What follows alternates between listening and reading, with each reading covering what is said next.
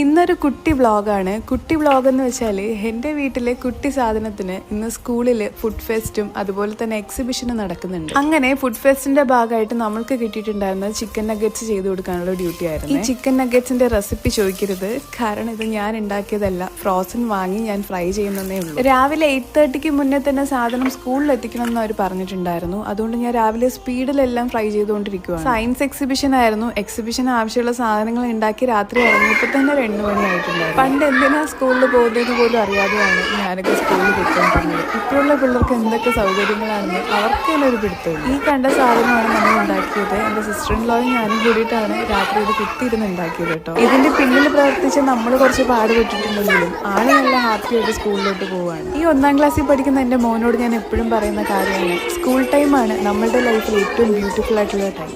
ആ ടൈം നമ്മൾ എൻജോയ് ചെയ്തില്ലെങ്കിൽ നമ്മൾ പിന്നെ ഒരു കാലത്ത് ഉറപ്പായിട്ടും റിഗ്രറ്റ്